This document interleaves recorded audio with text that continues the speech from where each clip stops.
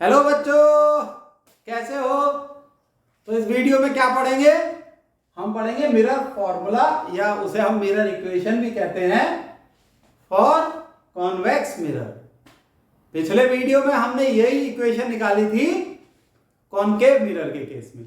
तो इक्वेशन तो दोनों केस में सेम आएगी। अच्छा, डेरिवेशन इंपॉर्टेंट है, इसलिए दोनों मिरर के केस में ये डेरिवेशन आपको समझनी है। तो वो इक्वेशन क्या थी? 1/f is equal to 1/v plus 1/u। f का focal length, u distance of the object from the pole of the mirror, और v क्या था? Distance of the image from the pole of the mirror. तो पहले हम diagram बना लेते हैं, हमें बेहतर समझ में आ जाएगा। ठीक है, पहले बनाते हैं एक कॉन्वेक्स मिरर। ये है हमारा कॉन्वेक्स मिरर। ठीक, देखो अपर्चर तो हम बड़ा बनाते ही हैं, लेकिन एक्चुअल में ये अपर्चर बहुत छोटा होता है। ये सरफेस इसकी पॉलिश्ड है। कैसी है? पॉलिश्ड। और ये रिफ्लेक्टिंग सरफेस है आगे की, और ये रिफ्लेक्टिंग सरफेस है आगे की। सेंटर पे जो पॉइंट है इसे हम क्या कहते हैं? पोल, और इसे डिनोट करते हैं P, centre of the mirror यानी पोल। अब एक इंसिडेंट रे आई, चलो उससे पहले प्रिंसिपल एक्सिस बना लेते हैं। ये जो लाइन है ये प्रिंसिपल एक्सिस है, ये सेंटर ऑफ कर्वेचर से पास होती है। ये है आपका सेंटर ऑफ कर्वेचर C। सही है, प्रिंसिपल एक्सिस इस तरफ को भी बना लो। देखो सीधी लाइन है, लग तो रही है सीधी लाइन, चलो बढ़िया है। अब ऑब्जेक्ट आपका कहां रखा हुआ है? ये है आपका ऑब्जेक्ट। सही है, ये है आपका ऑब्जेक्ट। अब एक इंसिडेंट रे बनाओ ऐसे। कैसे? ये इंसिडेंट रे कैसी है? It is parallel to principal axis. कैसी? Parallel to principal axis. सही है, ये प्रिंसिपल एक्सिस है, ये इंसिडेंट रे है। ऑब्जेक्ट हो गया ओ डैश। अब ये इंसिडेंट रे रिफ्लेक्ट होगी इस तरीके से, ये हो गई रिफ्लेक्ट।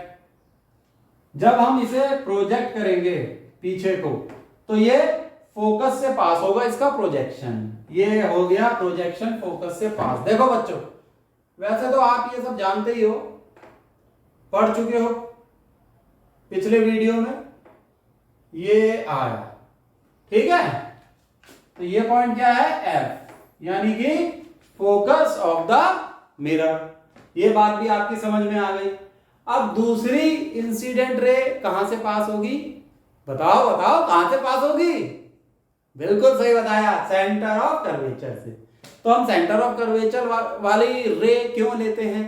क्योंकि जब कोई रे सेंटर ऑफ कर्वेचर से पास होती है तो वो उसी पाथ पे रिफ्लेक्ट हो जाती है, सेम पाथ पे। तो इंसिडेंट रे क्या होगी? ये, चलो बनाते हैं इतनी बड़ी सी लाइन, ये ऐसे, ये। ठीक है, एक इंसिडेंट रे ये, और ये सेम पाथ पे रिफ्लेक्ट हो जाएगी। सही है। अब ये दोनों लाइन कहां मीट कर रही हैं? इस पॉइंट पर। तो इमेज क्या होगी? ये बन गई इमेज ऑब्जेक्ट की, ये इमेज बन गई। क्या बन गई? इमेज। यही तो हमें चाहिए था, इमेज। और इमेज को हम दिखाते हैं आई डैश से। पहले भी आई डैश से दिखाया था, मैक्सिमम बुक्स में इसे आई डैश से ही दिखाएंगे। भाई चीजें समझ में आनी चाहिए। ठीक है, देखो ये समझ में आ गया। अब हम फिर ज्योमेट्री लगाएंगे, जैसे हमने कॉनकेव मिरर के केस में लगाया था। कॉनकेव मिरर के केस का वीडियो जरूर देखना, ये फॉर्मूला कॉनकेव मिरर के केस में भी ड्राइव कराया था, इससे पिछला वीडियो, वो जरूर देख के आना। तो ये बहुत ही इजी लगेगा, एकदम मक्खन की तरह। अब आप देखो, हम जब ज्योमेट्री लगाएंगे, हमें ज्योमेट्री इस तरीके से लगानी होती है कि ऑब्जेक्ट भी आ जाए और इमेज भी आ जाए। सही है, तो आप ये देखो, ये वाला ट्रायंगल, ठीक, OCO डैश, और ये वाला ट्रायंगल ICI डैश, ये दोनों सिमिलर हैं। तो लिख लो triangle OCO C O dash and triangle I C I dash are similar. Similar सही है। क्यों सिमिलर है? ये एंगल 90 डिग्री है, ये एंगल भी 90 डिग्री है, एंगल सी कॉमन है, ठीक है। तो ये जो तीसरा एंगल है ये भी इक्वल होगा। जब तीन एंगल किसी ट्रायंगल के इक्वल होते हैं तो वो सिमिलर होता है। सिमिलर का अर्थ है कि दिखने में सेम, डायमेंशंस अलग अलग हो सकती हैं, रेशो सेम होगा।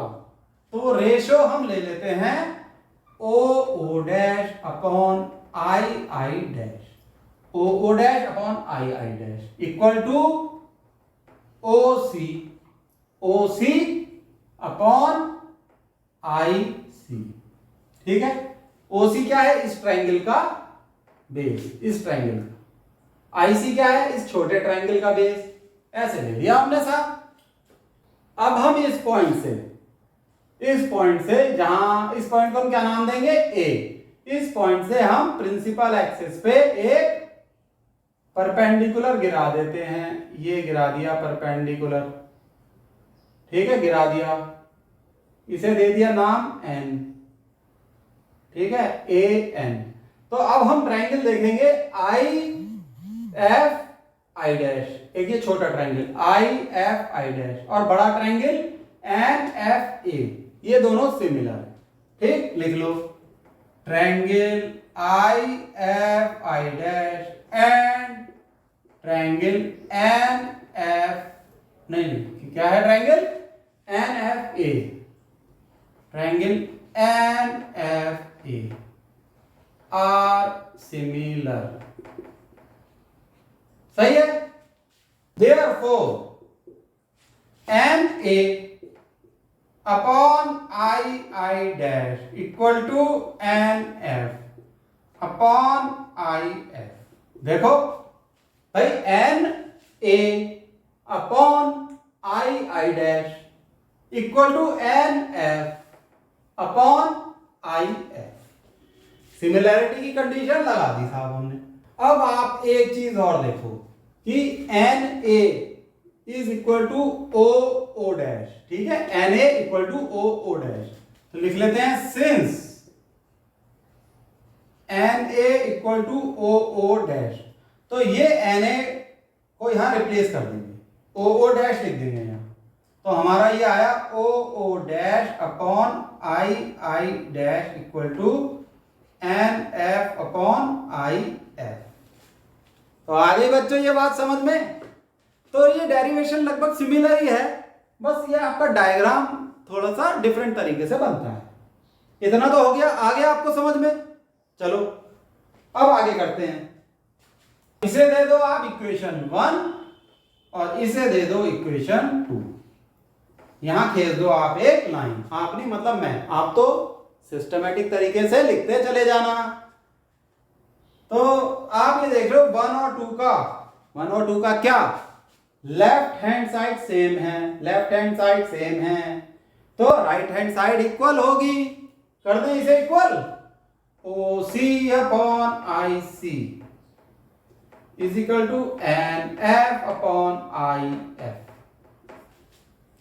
देखो हो गया, बिल्कुल हो गया। आ गया आपकी समझ में? बिल्कुल आ गया।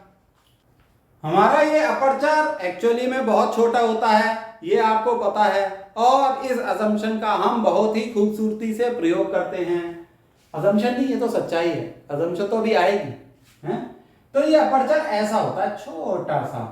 तो ये आपका हो गया पॉइंट P, ठीक है, ये हो गया पॉइंट A, छोटा सा अपर्चर, ये P और ये P और A बहुत नजदीक होते हैं, बहुत नजदीक। तो हम असम्पशन क्या लेते हैं कि P और A ओवरलैप कर रहे हैं, यानी एक दूसरे के ऊपर हैं। जब P और A एक दूसरे के ऊपर हैं, P और A, P है ये एक दूसरे के ऊपर हैं, तो NF is equal to PF, NF equal to PF, ठीक। तो लिखवा दें जैसे पहले लिखवाया था, since aperture is very very small. Therefore, NF is equal to PF. देखो बात आपको समझ में आ गई ना, तो बस इतना लिखना बहुत है, ठीक, सही है। तो अब यहां आप NF की जगह PF लिख दो, तो इस चीज को हम यहां लिखेंगे OC upon IC equal to PF upon IF। तो बच्चों ये आप नोट डाउन कर लो, ठीक है। फिर इसे मैं रब कर देता हूं, ये इंपॉर्टेंट है, पूरा नोट डाउन कर लो, ठीक है। फिर मैं रब करता हूं।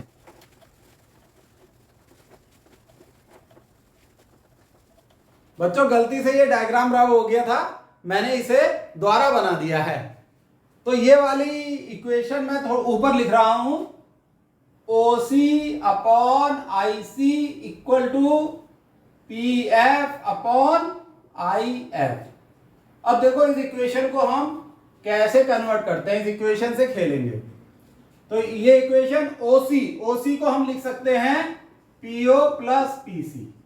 OC को क्या लिख सकते हैं, PO प्लस PC। ये है ना OC, it is equal to PO plus PC। हमने इसलिए लिया क्योंकि PO क्या है, U, ठीक, और PC क्या है, PC है रेडियस ऑफ कर्वेचर यानी R। PC is radius of curvature. इसी तरीके से IC को हम लिख सकते हैं PC माइनस PI। देखो आप फिगर में देखो, PC minus PI, this is IC is equal to PF। PF को एज सच रहने देंगे क्योंकि PF क्या है, फोकल लेंथ, स्मॉल f के बराबर, ठीक है, यहां लिख लो, ये है स्मॉल f के बराबर फोकल लेंथ। और एंड IF को लिखोगे PF माइनस PI, ठीक है। कहां है IF, ये it is PF minus PI। अब आप देखो PO क्या है, ये PO it is equal to minus U। Minus sign हमने क्यों लगाया है, क्योंकि जितने भी पैरामीटर्स मेजर होते हैं, चाहे वो U हो R हो, ये पोल से मेजर होते हैं, हमें पता है। और साइन कन्वेंशन कहता है कि हम अगर इंसिडेंट रे के अपोजिट चले हैं तो हम इन्हें माइनस लेते हैं। इंसिडेंट रे की डायरेक्शन में प्लस, इंसिडेंट रे इस डायरेक्शन में है, हम U को मेजर करते हैं P से O, यानी इस डायरेक्शन में, इस डायरेक्शन में, जो कि इसके अपोजिट है, इसलिए माइनस लिया है। इसी तरीके से अब हम देखो PC, ये वाला PC, ये क्या होगा R, और साइन होगा प्लस, क्योंकि इस डायरेक्शन में मेजर किया गया है PC। इसी तरीके से PI, ये क्या होगा V, साइन होगा प्लस, PI इज V, ये डिस्टेंस यहां से यहां तक means distance of image from pole of the mirror. अब इसी तरीके से PF क्या होगा बताओ, ये फोकल लेंथ है, इसलिए प्लस F। सही हो गया। अब बच्चों आगे क्या करेंगे हम, आप भी जानते हैं, इन वैल्यूज को हम इस इक्वेशन में रख देंगे, ठीक है, और हम अपने मंजिल तक पहुंच जाएंगे। चलो रखते हैं, यहां लाइन खींच दे, ठीक है। तो ये हो जाएगा आपका minus U plus R upon R minus V is equal to F upon F minus V। सही है। अब इसे सॉल्व कर लेते हैं। ये हमें पता ही है कि focal length is half of radius of curvature. इसका क्या अर्थ हुआ, R is twice of F। ये हम इस इक्वेशन में रख देंगे, R is twice of F। तो ये हो गया minus U plus twice of F upon 2F minus V is equal to F upon F minus V। सही है। अब हमारा क्या ऑब्जेक्टिव है, हमें निकालनी है relation 1 upon F is equal to 1 upon V plus 1 upon U। हमारी ये इक्वेशन U, V और F में आ गई, R हमने हटा दिया। सही। चलो भाई अब आगे बढ़ते हैं। अब इसे हम सॉल्व कर लेते हैं। इसे सॉल्व करके क्या आएगा देखो, minus UF plus uv plus 2f square minus 2vf is equal to 2f square minus vf।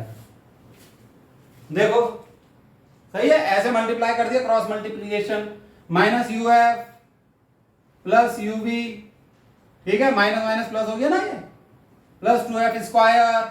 तो इस तरीके से ये इक्वेशन आ गई, इसको इससे मल्टीप्लाई कर दिया तो ये राइट हैंड साइड आ गई। सही है, अब देखो ये आराम से सॉल्व हो रही है, ये कैंसिल, ये कैंसिल, ठीक, माइनस 2vf इधर है, माइनस 2vf इधर है, इधर 1vf रह जाएगा। सही है, बहुत सिंपल है ये। तो ये आपका आ जाएगा uv is equal to uf plus vf। बस अब हमारी डिजायर्ड इक्वेशन आ गई। अब हम क्या करेंगे, इसे मिटा देते हैं, हम करेंगे इस पूरी इक्वेशन को डिवाइड, किससे, uvf से। तो यही बात आप लिख दो, डिवाइडिंग इक्वेशन, इसको आप चाहो तो 3 ले सकते हो, 3 बाय uvf।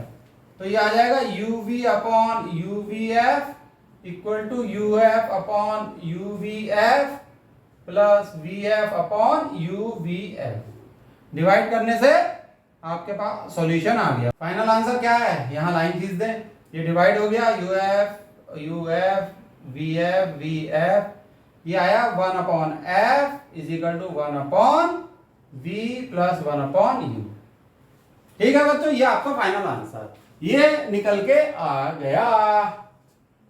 सही है, कॉनकेव मिरर के केस में भी यही इक्वेशन आई थी, तो दिमाग पे ज्यादा जोर डालने की जरूरत नहीं है। कॉनकेव और कॉन्वेक्स दोनों मिरर के केस में सेम इक्वेशन होगी। ठीक, तो फंडा क्लियर। अब हम इस इक्वेशन से रिलेटेड एक कॉन्वेक्स मिरर का न्यूमेरिकल कर लेते हैं। सही है, ये याद रखो बच्चों, कॉन्वेक्स मिरर के केस में जो इमेज होती है वो वर्चुअल होती है, क्योंकि वो मिरर की दूसरी तरफ होती है। आगे बात समझ में, न्यूमेरिकल करें, चलो शुरू करें।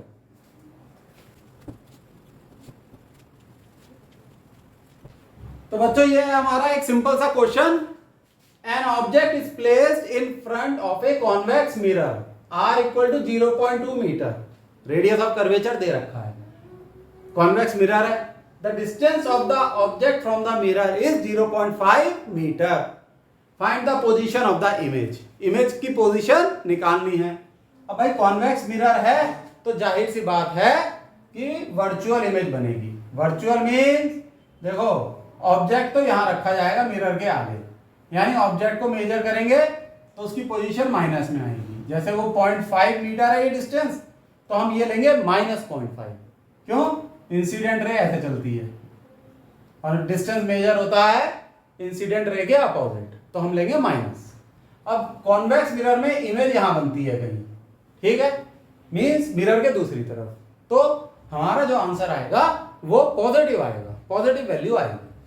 तो हमें क्या दे रखा है, r is 0.2 metre, focal length क्या होगी r/2 which is equal to 0.2/2 which is equal to 0.1 metre. u दे रखा है -0.5 मीटर। ये बात बच्चों आपको ध्यान रखनी है कि u माइनस है, ये साइन कन्वेंशंस आपको ध्यान रखने हैं, वरना लटक जाओगे, प्रॉब्लम गई। सही है, तो फॉर्मूला क्या है, 1/f is equal to 1/v plus 1/u। सही है, निकालना क्या है, v, 1/v equal to 1/f minus 1/u। So this is equal to 1/0.1 minus 1/0.5, ये है। बच्चों मैंने जानबूझ के एक गलती कर दी है, बताओ क्या गलती है, u माइनस में रखना है, तो ये -0.5 नहीं होगी, ये होगा साहब, ये समझ गए, ये गलती मत कर देना। और ये गलती बच्चे बहुत करते हैं, पहले ही वैल्यू लिख लो u की और वही वैल्यू यहां रखना।